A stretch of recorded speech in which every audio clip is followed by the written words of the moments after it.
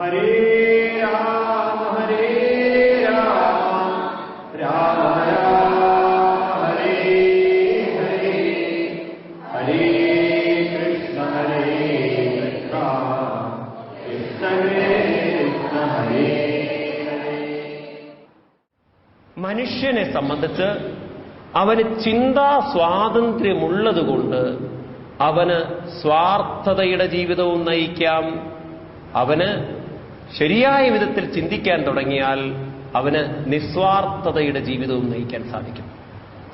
എപ്പോ മനുഷ്യൻ സ്വാർത്ഥനായിത്തീരുന്നുവോ അവൻ വാക്കുകൊണ്ടും പ്രവൃത്തി കൊണ്ടും മറ്റുള്ളവരെ വേദനിപ്പിക്കും. അതുകൊണ്ട് മനുഷ്യനെ സംബന്ധിച്ച് 4 കാര്യങ്ങൾ ആവശ്യമാണ്.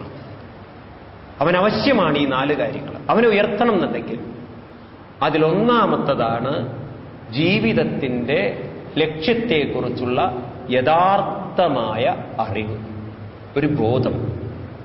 ഒരു കുട്ടി ഒരിക്കൽ അച്ഛനോട് ചോദിക്കുകയാണ്, 5ാം ക്ലാസ്സിൽ പഠിക്കുന്ന കുട്ടി, അച്ഛ ഞാൻ എന്തിനാ ജനിച്ചു വന്നിരിക്കുന്നത്? ഞാൻ എന്തിനാണ് ജനിച്ചു വന്നിരിക്കുന്നത്? ഉടനെ അച്ഛൻ പറയാണ്, മോനെ അമ്മയോട് ചോദിച്ചു നോക്കൂ, അമ്മയാണല്ലോ നിനക്ക് ജന്മം തന്നത്, പ്രസവിച്ചത്. കുട്ടി അമ്മയോട് ചോദിച്ചു, എന്തിനാ അമ്മയെ ഞാൻ ഇവിടെ ജനിച്ചു വന്നിരിക്കുന്നത്? ഉടനെ അമ്മ പറയാണ്, അച്ഛനോട് ചോദിച്ചു നോക്ക്, കാരണം അങ്ങോരാണല്ലോ കാരണക്കാരൻ. കുട്ടി രണ്ടുപേരെയും ഒരുമിച്ച് നിർത്തിയിട്ട് ചോദിച്ചു, ഞാൻ എന്തിനാ ജനിച്ചു വന്നത്? ഉടനെ അച്ഛൻ പറയാണ്, ഞങ്ങളുടെ തലയിലെഴുത്ത് എന്നല്ലാതെ എന്തിനാ പറയണു? ഇതാണ് ഇന്നത്തെ അച്ഛനമ്മമാര്. എത്ര ബോധമുണ്ട് അവർക്ക്. എന്തിനാണ് ജനിച്ചു വന്നത് എന്നൊരു കുട്ടി ചോദിച്ചപ്പോ അതിന് വ്യക്തമായ ഉത്തരം പറയാൻ സാധിക്കാത്തൊരു തലമുറയാണ് ഇന്ന് നമ്മുടെ മുന്നിലുള്ളത്. മനസ്സിലായില്ലേ? അതുകൊണ്ട് തന്റെ ഊർജം മുഴുവൻ കുട്ടിക്കാലത്ത് തന്നെ നശിപ്പിച്ച് ഒരു ജോലി കിട്ടി അതെത്രമാത്രം അടിച്ചുപൊളിച്ച് ജീവിക്കാന്ന് അവർ പറയുന്നത്. നമ്മൾ കാണുന്നത്, അവരുടെ അടിച്ചുപൊളിയൊക്കെ കാണുന്നത് ഒരു പ്രായമാകും തോറും കുറെ രോഗങ്ങളും കുറെ കുടുംബ ബന്ധങ്ങളില്ലാത്തതും അതുപോലെ തന്നെ കുറെ ദുഃഖങ്ങളുടെയും കഥയാണ്. നിങ്ങൾ അമേരിക്കയിലേക്ക് നോക്കിക്കഴിഞ്ഞാൽ അവർക്ക് നിങ്ങൾക്ക് പറഞ്ഞു തരാനുണ്ടാവും സ്നേഹിക്കാൻ മക്കളും ഭർത്താവും ഇല്ലാത്തൊരു കഥ. അവർക്ക് പറഞ്ഞു തരാനുണ്ടാവും. അവർക്ക് ഭൗതികമായ പുരോഗതിയുണ്ട്, പക്ഷെ അവർക്ക് മനസ്സ് ഇന്നും സ്വസ്ഥമല്ല, സുരക്ഷിതമല്ല എന്ന് പറയുന്നത്. ശരിയാണോ അല്ലയോ? അവിടേക്കല്ലേ ഇന്ന് നമ്മുടെ തലമുറ പോയിക്കൊണ്ടിരിക്കുന്നത്? അവിടെയാണ് രാമായണത്തിന്റെ പ്രസക്തി. ഒരു മനുഷ്യൻ പൂർണ്ണനായൊരു മനുഷ്യനാവണമെങ്കിൽ അവന് വ്യക്തമായൊരു വേണം, ദിശാബോധം വേണം, വിഷൻ വേണം, കാഴ്ചപ്പാട് വേണം. രാമൻ എന്ന വാക്കിനർത്ഥം കാഴ്ചപ്പാട് എന്നാണ്, അറിവ് എന്നാണ്. യഥാർത്ഥമായ ജീവിതത്തിന്റെ അറിവ്. ഈ അറിവുണ്ടെങ്കിൽ, നമുക്ക് ജ്ഞാനമുണ്ടെങ്കിൽ വൈരാഗ്യമുണ്ട് എന്ന് പറയുകയാണ്.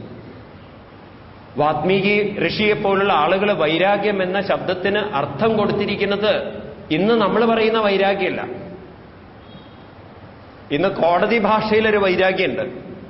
കോടതിയിൽ പണ്ടൊരു ജഡ്ജി ചോദിച്ചു പ്രതിയോട്, അപ്പൊ നീ വൈരാഗ്യം കൊണ്ടാണോ കുത്തിയത് എന്ന്? അല്ല സാർ, കത്തിയോണ്ട് തന്നെയാ കുത്തിയത് എന്ന്. ഈ വൈരാഗ്യം എന്നുള്ള വാക്കിനർത്ഥം നമ്മൾ വിദ്വേഷം, പ്രതിഷേധം, അതൊക്കെയാണ് അർത്ഥം. വൈരാഗ്യം എന്നുള്ളതിന് അർത്ഥം പൂർവികന്മാര് വെച്ചിരിക്കുന്നത് ഏത് കാര്യത്തിലും അങ്ങേയറ്റം ക്ഷമിക്കാനുള്ള കഴിവ്, ക്ഷമയുടെ അങ്ങേയറ്റത്തേക്ക് ഉയർത്താൻ തന്റെ മനസ്സിനെ സാധിക്കുന്ന ഒരു കഴിവിനെയാണ് വൈരാഗ്യം. അത് വിദ്വേഷമല്ല, പോസിറ്റീവാണത്. ഇപ്പോ ശ്രീരാമസ്വാമിയിൽ നമ്മൾ കാണുന്നത് ആദ്യം വൈരാഗ്യമാണ്. അദ്ദേഹത്തിന്റെ ജീവിതം എടുത്ത് നോക്കിക്കഴിഞ്ഞാൽ പട്ടാഭിഷേകത്തിന് തയ്യാറായി നിൽക്കുന്ന ശ്രീരാമസ്വാമിയോട് കാട്ടിലേക്ക് പോകൂ എന്ന് പറഞ്ഞപ്പോ ആ അമ്മയുടെ വാക്കുകളെ അങ്ങനെ തന്നെ ഉൾക്കൊണ്ട് സ്വീകരിച്ചുകൊണ്ട് തന്റെ മനസ്സിനെ പൂർണ്ണമായി ക്ഷമിപ്പിച്ചുകൊണ്ട് അല്പം പോലും മുഖത്തൊരു വിഷമമുണ്ടാവാതെ ഋഷി പറയുകയാണ്, പട്ടാഭിഷേകത്തിന് തയ്യാറാവൂ എന്ന് അച്ഛൻ പറഞ്ഞപ്പോ പട്ടാഭിഷേകത്തിന് ശ്രീരാമസ്വാമി തയ്യാറാവുകയാണ്. അതേ ശ്രീരാമസ്വാമിയോട് കൈകേയി ദശരഥന്റെ മുന്നിൽ വെച്ചുകൊണ്ട് പറയാണ്, അച്ഛനിൽ നിന്നും 2 വരം ഞാൻ ചോദിച്ചിരിക്കുന്നു. ഒന്ന്, രാമ, ഈ അണിഞ്ഞിരിക്കുന്ന ഈ വേഷം ഭരതന് കൊടുത്തുകൊണ്ട് ഭരതനെ ചക്രവർത്തിയേക്ക് വാഴിക്കാനും നിനക്ക് 14 വർഷം ദണ്ഡകാരണ്യമാണ് അച്ഛൻ നിനക്ക് തന്നിരിക്കുന്നത് എന്ന് പറയുമ്പോൾ ആ ശ്രീരാമസ്വാമിയുടെ മുഖത്ത് ഒരു വലിയ ഒരു ക്രൈസിസ്, ഇന്നത്തെ ഭാഷയിൽ പറഞ്ഞ ഒരു ക്രൈസിസ്, ആ ക്രൈസിസിനെ നോക്കിക്കൊണ്ട് ശ്രീരാമസ്വാമി പറയുകയാണ് സന്തോഷത്തോടെ പുഞ്ചിരിച്ചുകൊണ്ട്, ഇതിനെന്ത് വിഷമം അമ്മേ, ഞാനിതാ സ്വീകരിച്ചിരിക്കുന്നു. ഇതെന്താ അച്ഛന് പറയാൻ ഇത്ര മടി കാണിക്കേണ്ടത്? ഞാനിതെന്നോ സ്വീകരിച്ചിരിക്കുകയാണ് സന്തോഷത്തോടെ. ക്ഷമയോടെ സ്വീകരിക്കാനുള്ള കഴിവിനെയാണ് വൈരാഗ്യം എന്ന് പറയുന്നത്. മനുഷ്യ മനസ്സിന് രോഗങ്ങളിൽ നിന്ന് മുക്തി വേണമെങ്കിൽ ഈ ശക്തി നമ്മൾ നേടിയെടുക്കണം. നമ്മളിന്ന് വൈരാഗ്യയുക്തരല്ല, നമ്മളെല്ലാം സപ്രസീവ് ഉള്ളവരാണ്. സപ്രസീയ എന്ന് പറഞ്ഞാൽ തന്റെ വേദനയെ ഉള്ളിൽ അടക്കി വെക്കുന്നവരാണ്. അടക്കി വെക്കുന്നതാണ് സകല പ്രശ്നങ്ങൾക്കും കാരണം. അതിന് നമ്മൾ വൈരാഗ്യത്തിലേക്ക് ഉയരുകയാണെങ്കിൽ നമുക്ക് സപ്രഷൻ ഉണ്ടാവില്ല, നമുക്ക് സന്തോഷത്തോടെ അതിനെ അങ്ങോട്ട് സ്വീകരിക്കാൻ സാധിക്കും. പ്രതിഷേധമുണ്ടാവില്ല, പ്രതികാരമുണ്ടാവില്ല. നേരെ മറിച്ച് ഇതിന് ഇംഗ്ലീഷിൽ പറയാ സബ്ലിമേഷൻ എന്നാണ്. ഒന്ന് സപ്രഷൻ ആണെങ്കിൽ മറ്റൊന്ന് സബ്ലിമേഷൻ. ഇതൊരു മനുഷ്യനുണ്ടെങ്കിൽ അവൻ ശ്രേഷ്ഠനായ വ്യക്തിയാണെന്ന് പറയാണ്. ശ്രീരാമസ്വാമിയെ ഭരതനും കൈകേയി മാതാവും ആ നാട്ടിലെ സകല പ്രജകളും ആദരിക്കാനുള്ള കാരണം ശ്രീരാമസ്വാമിയിലുള്ള ഈ ഒരു വലിയ കഴിവാണെന്ന് പറയാം. ഒരു മകൻ അച്ഛനിലേക്ക് നോക്കുമ്പോൾ അച്ഛനിനി കഴിവില്ല, പിന്നെ എങ്ങനെ അച്ഛനെ ആദരിക്കും? അച്ഛൻ എന്തിനും തൊട്ടതിനും പിടിച്ചതിനൊക്കെ ദേഷ്യം പെടുത്ത അച്ഛനാണെങ്കിൽ എങ്ങനെയാ കുട്ടിക്ക് ആദരവുണ്ടാവും? പണ്ട് ക്ലാസ്സിലെ ടീച്ചർ ചോദിച്ചതുപോലെ ചെറിയ കുട്ടികൾക്ക് ടീച്ചർമാരെ ഈ കണക്കൊക്കെ പഠിപ്പിക്കാൻ വീട്ടിലെ കഥകളാണ് വേഗം പറഞ്ഞു കൊടുക്കുക. അപ്പൊ കുട്ടിയോട് ചോദിക്കുകയാണ്, കുട്ടിയുടെ അച്ഛൻ അമ്മയ്ക്ക് ഒരു 500 രൂപ കൊടുത്തു, എന്നിട്ടൊരു 300 രൂപ തിരിച്ച് ഇങ്ങോട്ട് വാങ്ങിച്ചു കഴിഞ്ഞാൽ എന്താ ഉണ്ടാവുക എന്ന്. ഇവിടെ പറഞ്ഞ അമ്മയ്ക്ക് ദേഷ്യം ഉണ്ടാവുമെന്ന്. കാരണം 500 കൊടുത്തിട്ട് 300 ഇങ്ങോട്ട് മേടിച്ചു കഴിഞ്ഞാൽ അമ്മയ്ക്ക് പെട്ടെന്ന് ദേഷ്യം ഉണ്ടാവുക. അല്ലാതെ കുട്ടിയുടെ ഉള്ളിലേക്ക് കണക്കല്ല പോയത്. കാരണം അമ്മയുടെ സ്വഭാവം കണ്ടിട്ടാണ് കുട്ടി വളർന്നത്. കുട്ടി എങ്ങനെയാണ് കാണുന്നത്? ഇതുപോലൊരു തമാശ പറയാറുണ്ട്. ക്ലാസ്സിൽ ഇങ്ങനെ ടീച്ചർ കണക്ക് പറഞ്ഞുകൊണ്ടിരിക്കുകയായിരുന്നു അത്രേ. അപ്പൊ കുട്ടിയോട് പറയാണ്, കുട്ടിയുടെ അച്ഛന് ഈ ടീച്ചർ 500 രൂപ ഒന്നിച്ചു കൊടുത്തു, ലോൺ കൊടുത്തു. എന്നിട്ട് 100 വീതം എല്ലാ മാസവും ഇങ്ങനെ തിരിച്ചു ചോദിച്ചാൽ 5 മാസം കഴിഞ്ഞാൽ how much is the balance Raju please tell me എന്നൊക്കെ പറഞ്ഞു. ഉടനെ കുട്ടി പറയാണ്, ടീച്ചർ 5 മാസം കഴിഞ്ഞാൽ എന്റെ അച്ഛന്റെ കയ്യിൽ ബാലൻസ് 500 രൂപ ഉണ്ടാവും. ടീച്ചർക്ക് അങ്ങോട്ട് ദേഷ്യം വന്നു. 500 രൂപ നിന്റെ അച്ഛന് തന്നിട്ട് മാസം മാസം 100 രൂപ തന്നു കഴിഞ്ഞാൽ എനിക്ക് തിരിച്ചു തന്നാൽ പിന്നെ ഇങ്ങനെ 500 ഉണ്ടാവുക എന്ന്. ഉടനെ കുട്ടി പറയാണ്, ടീച്ചർക്ക് കണക്കറിയാം, അച്ഛന്റെ സ്വഭാവം അറിയില്ല എന്ന്. അതെന്താണ്? അച്ഛൻ ഇന്നേ വരെ വാങ്ങിച്ചു തന്നും തിരിച്ചു കൊടുത്ത ചരിത്രമില്ല. ഇതാണ് കുട്ടി കാണുന്നത്. പിന്നെ ഇതിനെ കുട്ടിക്ക് അച്ഛനോട് ആദരവുണ്ടാവുക. ഞാൻ തമാശയല്ല പറയുന്നത്. ഇന്ന് സമൂഹത്തിലെല്ലാം ഉണ്ട്, പണമുണ്ട്, കഴിവുണ്ട്, എല്ലാ സൗകര്യങ്ങളും ഉണ്ട്. പക്ഷേ മക്കൾക്ക് അച്ഛനമ്മമാരോട് ആദരവ് വേണ്ടത്രയില്ല. കാരണം ആദരണീയമായി അവരിൽ ചിലതൊന്നും കാണുന്നില്ല. നമ്മൾ ആദ്യം ഉൾക്കൊള്ളേണ്ടത് ഒരു പാഠമുണ്ടല്ലോ. നമ്മൾ ആദരണീയരായി തീരണമെങ്കിൽ ക്ഷമയോടെ ഉൾക്കൊള്ളാനുള്ള ഒരു കഴിവ് നമ്മൾ നേടിയെടുക്കണം. അത് എളുപ്പമൊന്നുമല്ലേ, അത് വളരെ പ്രയാസമാണ്. കാരണം നമുക്കൊക്കെ പെട്ടെന്ന് നമ്മൾ റിപ്പൾസീവ് റിയാക്റ്റീവാണ്. നമ്മളൊക്കെ എന്തെങ്കിലും ഒരു കാര്യം കേൾക്കുമ്പോഴേക്കും ഉടനെ നമ്മൾ അതിന് നെഗറ്റീവായിട്ട് റിയാക്ട് ചെയ്തിട്ടുണ്ടാവും. കോപം വന്നിട്ടുണ്ടാവും. കാള പെറ്റു എന്ന് പറയുമ്പോഴേക്കും കയറെടുത്ത് ഓടുന്ന വർഗമാണ് നമ്മൾ. ശ്രീരാമസ്വാമിയിൽ അതാണ് ഇല്ലാതിരുന്നത് എന്ന് പറയാൻ. മൂന്നാമത്തത് നമ്മൾ ശ്രീരാമസ്വാമിയിൽ നിന്ന് കാണേണ്ടത് ഭക്തിയാണ്.